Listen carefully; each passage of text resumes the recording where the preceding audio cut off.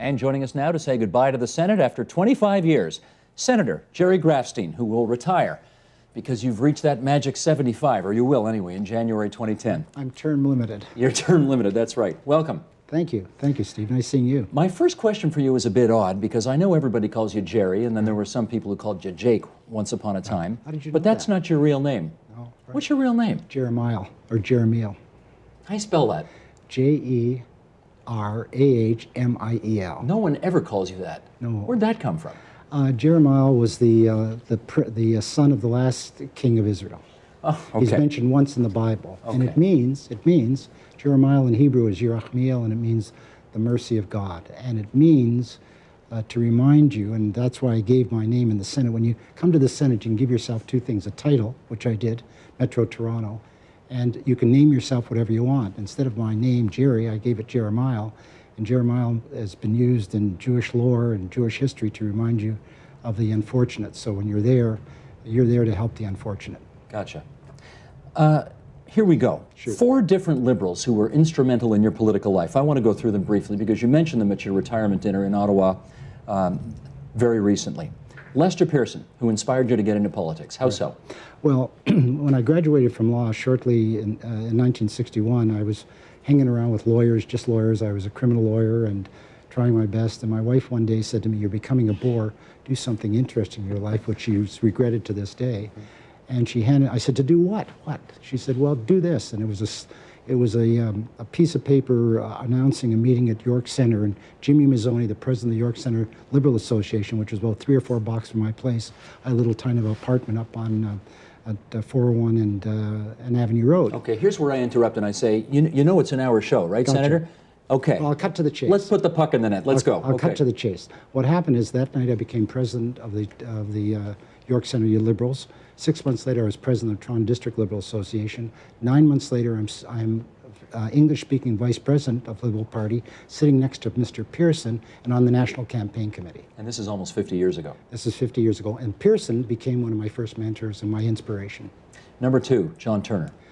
John Turner was a bright, brilliant guy who was a minister, an MP from St. Lawrence, St. George in Montreal. I met him in '62 and I said, "Are you as smart and as bright as you look?" And he said, "Why?" I said, "Well, your speeches are not so good, but you look terrific." And he says, "Really? How do we improve that?" So I started sending him ideas for speeches. And lo and behold, when he became Minister without Portfolio in '65, he came and had lunch with me and asked me to come and be his chief of staff. And I said, "Are you kidding?" I turned down Paul Hellyer, and I turned down Paul Martin and Keith Davey. "Why you?" And he says, "Because if you come with me, you'll have fun." And I said, "Well, I can't do that because I'm a struggling lawyer. I got to talk to my wife." He said, "Well, go home and talk to your wife." I went home and talked to my wife, and my wife said, "I think you should go." I said, "Why?" He said, "Well, John came and had tea with me, and we agreed that you wouldn't ever be happy unless you spent 1 year in Ottawa, so off you go." And that was the start of my career. And your 1 year in Ottawa turned into? Well, 1 year I was there. I helped John Turner, consumer and corporate affairs. I did policy, and then I came back to my law firm, and then I went convinced John when Pearson resigned to run for the leadership. And he says, "If I run, you got to run my campaign. Otherwise, you got to put up or shut up." And I said, "Okay." So I went back to my wife. I said, "I got to go for another 3 months." I then ran John Turner's campaign against Trudeau, and I knew Trudeau quite well since 1961. Well, let me get to him because he's next on your list. Okay, but anyway, Trudeau put you in the Senate, right? Yeah. He's the guy who beat Turner and then put you in the Senate all those years later. Exactly right. Did you ask him for the appointment to the Senate? No, on the contrary. I never thought I'd get appointed because at that time the lead senator in Toronto was David Kroll, who I happened to article with, and I never believed that there'd be another Jew appointed from the Senate from the same city. And lo and behold, 6 months before Trudeau resigned, he called me and he asked me he said, "We need you in the Senate." And I said to him, "Well, that's great. It's the greatest honor I've ever had. Thank you very much. It comes as a bit of a surprise." And then I said to him, "But why?" And all of a sudden the phone dropped and I heard a laughter. And he picked up the phone. He said, "Jerry, I apologize. I apologize." I said, "Well, why? What did I say that made you laugh, Prime Minister?" He said, "You're the first guy that I've ever called to appoint to anything that has ever asked me why." I said, "Well, I want to know why. I'm going to take the appointment, but I want to know why." And he was very, very kind. He said, "Look, you've been a great idea, man. You've given me a lot of advice. You helped run a lot of my campaigns. Now I want you to use the Senate as a podium for your ideas. I want the country to know what you've advised me privately.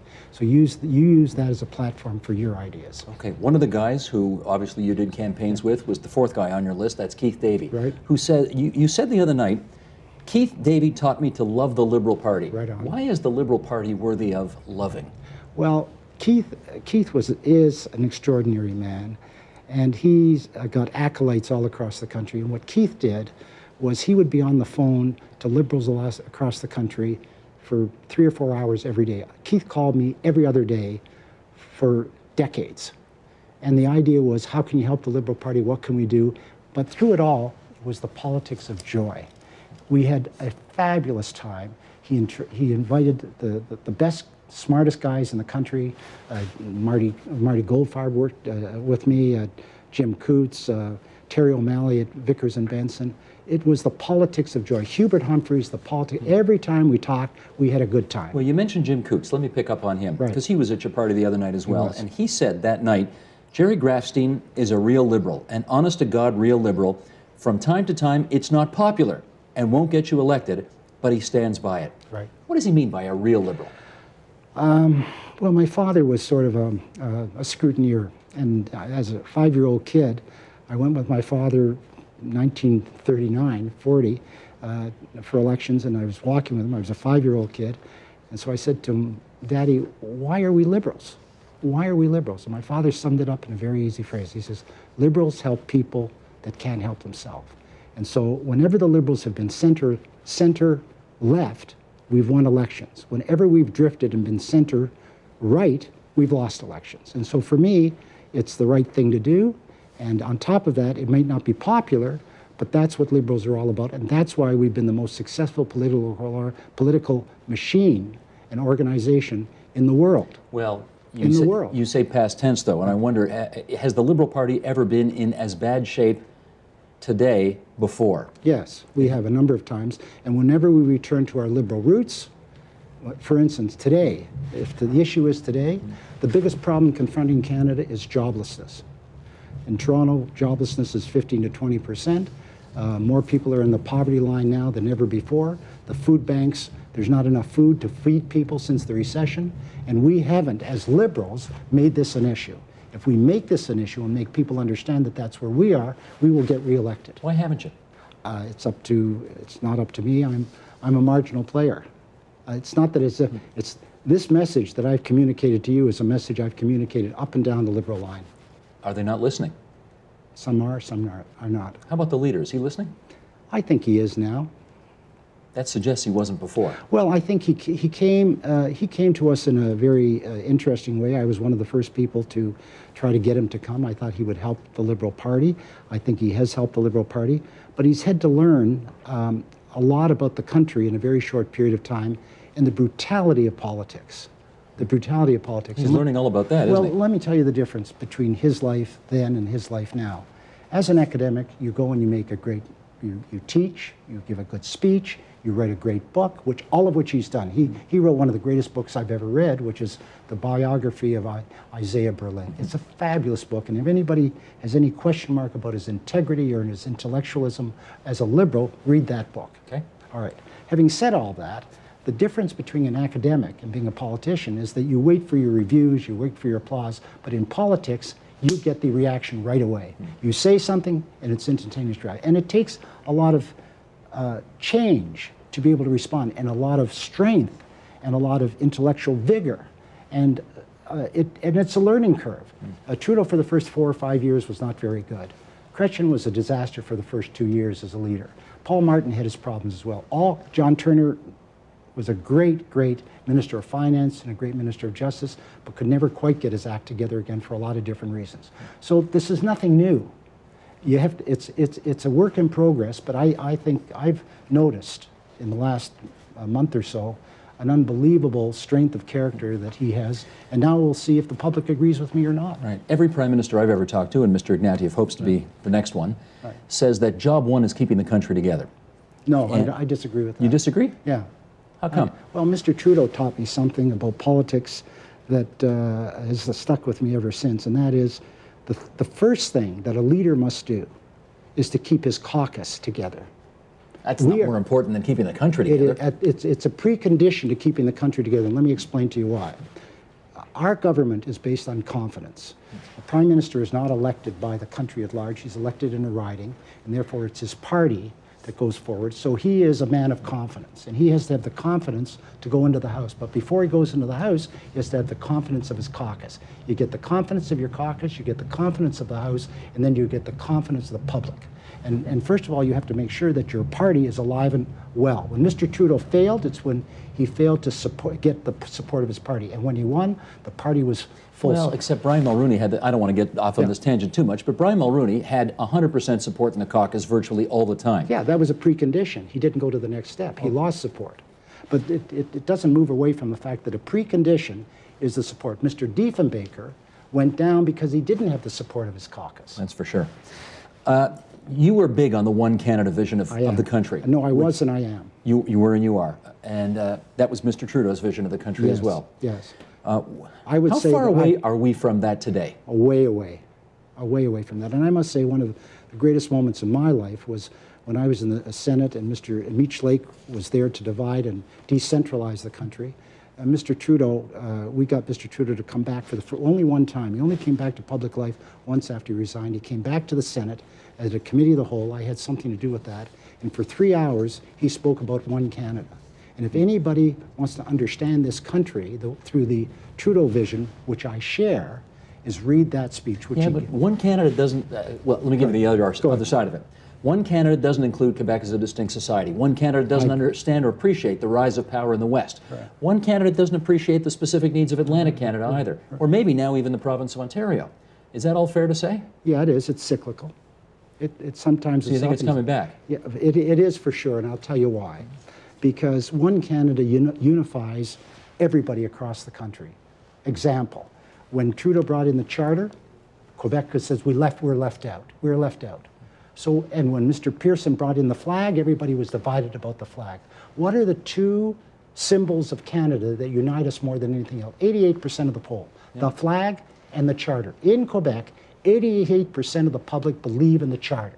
So what's the lesson in all of that? The lesson is one Canada, a strong central government. We are too fragmented. We are too decentralized. We don't have a market in Canada. We have segmented marketplaces. We're inefficient, and we can be more productive for one Canada. I believe in one Canada, and I believe Quebec is different, no question about that, but so is Newfoundland, so is Alberta. But I don't believe there's a distinctive society. I've made one great speech in the Senate. It should have been longer, but it's one sentence.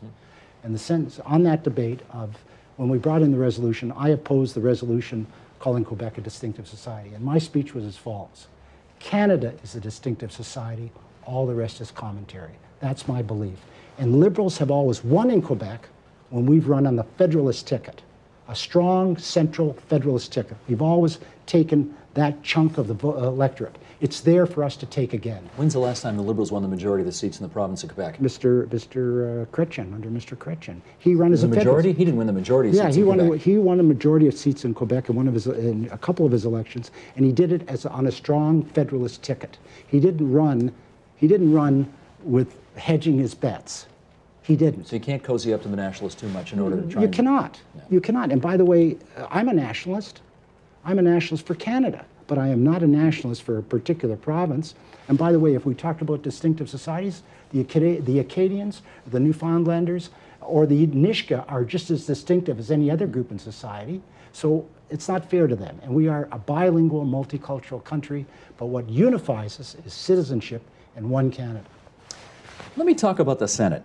Sure. Let's put this graphic up, can we, Michael? Here's what the Senate looks like. We're calling this graphic the Senate after Grafstein. Going to be 49 Liberals, right. 46 Conservatives, and then if you look in the top right-hand corner, 5 vacancies. And my hunch is this Prime Minister is going to appoint 5 Conservatives to those vacancies. No question about it. Which means the Liberals are not going to be the majority party in the Senate once you leave. Absolutely. What do you think about that? Well, the Senate is a wonderful place. It's underrated in my view, and it's underrated because the media doesn't pay any attention to it. Is it worthy of attention? Absolutely, because I've spent nothing but working hard in the Senate. I've got 7 or 8 private members' bills, all of which I think are important, a National Portrait Gallery. I passed the Poet Laureate's bill. I've got a law against suicide bombing. I've got a law against suicide bombing. I've got a bill to have one federal regulator before this government did that. Try getting that through Quebec. Good luck. No, there's no problem. There's no constitutional inhibition of that. It's only political timidity that does that. And I also have a bill to amend the Bank of Business Bank Development for tax-free municipal bonds. And tell me this. Why should Canadians give a damn when they look at the Senate and they see an unelected, and they would potentially argue, unaccountable body? Well, because I think that we have allowed that argument, that political argument, to be developed because the Senate is sometimes afraid of its own shadow.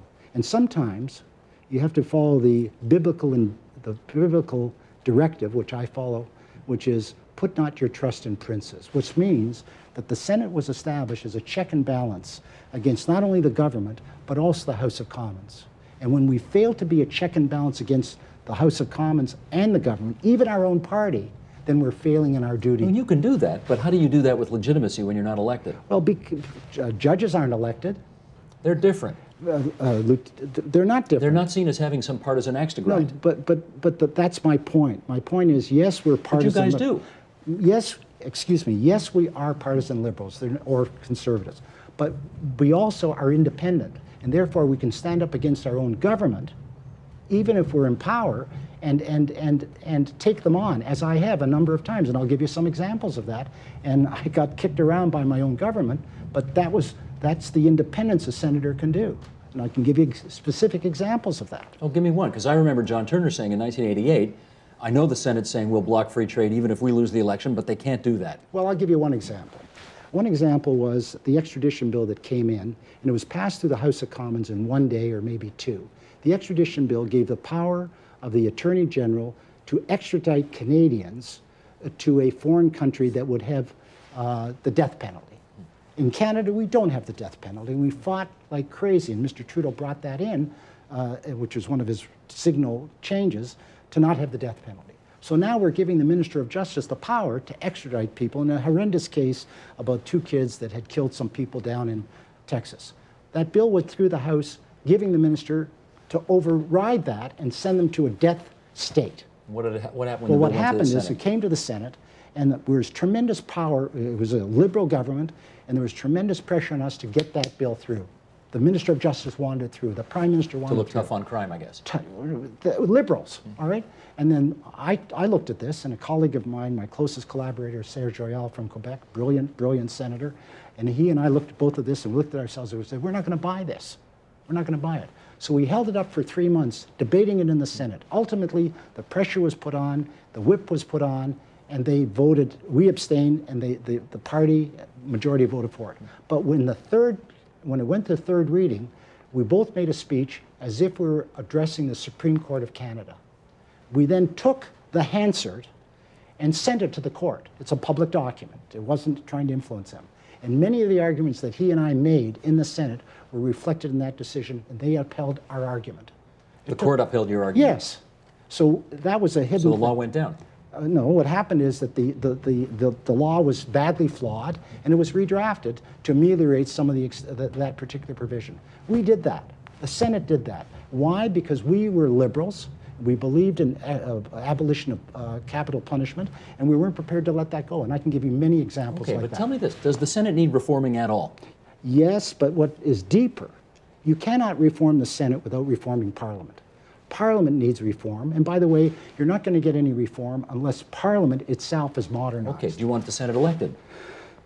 That's a secondary question. And the first question is, what are the powers that should be shared by houses, assuming either one is elected for a shorter term, which Mr. Harper wants, which I think will carry now. He will bring in an unconstitutional bill, and he will carry it. Is that okay with you? No, the Supreme Court of Canada will rule it out of order. It will for sure, but he will carry that. And when he carries that, this may provoke a larger question. But the larger question is not just the Senate. The Senate is part of a triage.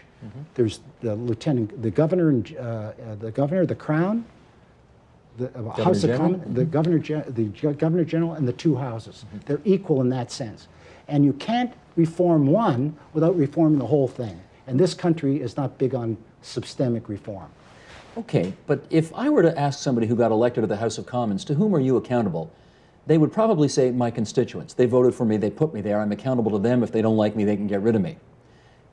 I can't say that about you, right? If we don't like the job you're doing, you're not really accountable to the people in the same way. That's not so. That's not so. To whom are you accountable? Well, because we get hammered by the media all the time, and the reason we get hammered by the media is they take a small example of some senator that hasn't done a good job or something like that, and they whack us all. But that's not fair. And by the way, if you want to see what my record is, take a look at it, www.jerrygrafstein.com. I've got 25 years of everything I've done in the Senate on there, and it's long. So I'm prepared to I can't speak for other people. I can only speak for myself. But you're not accountable to the people in the way an elected person is. I have been. I felt myself accountable. Well, you felt it, okay, but if we didn't like the job you were doing, how were we to get rid of you? You can criticize me. You can go to the press and say Grafstein is taking advantage of his tax status. He's getting money from the federal government, and he's not doing work. If anybody says that to me, I'm prepared to debate them in any forum in the world. Okay, try this, because you know Preston Manning used to talk about a triple E Senate, right. effective, elected, right, equal. right. And then Bob Ray used to talk about a triple A Senate, right. abolished, abolished, abolished. Right. What would we lose if the Senate were abolished? What we would lose is, quite frankly, the regionalism of the country, the balance of the country. Remember why the Senate was established. There are five separate quarters. Each region is given an equal number. Quebec has an equal number, and all the other regions have an equal number. And therefore, they were established to give the House of Commons, which is based on the majority, a regional balance. So the Senate's job is threefold. Number one, to protect the Constitution, which we do. Number two, to represent minority rights. And number three, to represent our regions, which I've tried to do to my utmost. Okay. And I can demonstrate that too. I got about 2.5 minutes left here, and I want to do two more things. Number one, the beauty of this job is that when somebody says something, there's always somebody in the control room who can check it. Right. And they checked the record in Quebec. Go ahead. And the Bloc won 38 seats, Chrétien 36. That was the closest the Liberals ever came. Oh, well, I'm sorry about that. So it was close, but the Liberals haven't won a majority of the seats in Quebec since, I don't know, what. Trudeau. Trudeau, 1980, Yeah. right, Trudeau, 1980. Okay. But by the way, if we won 36 seats, we'd form the government of Canada. If you did today. Yeah, if we won 36 seats. Okay, fair enough. Number two, at that retirement gig that you had the other night, Jean Chrétien sent in a video. And in that video, he said you're one of the biggest shit disturbers he ever met. That's the greatest compliment he could give, because he, of course, bears the same title.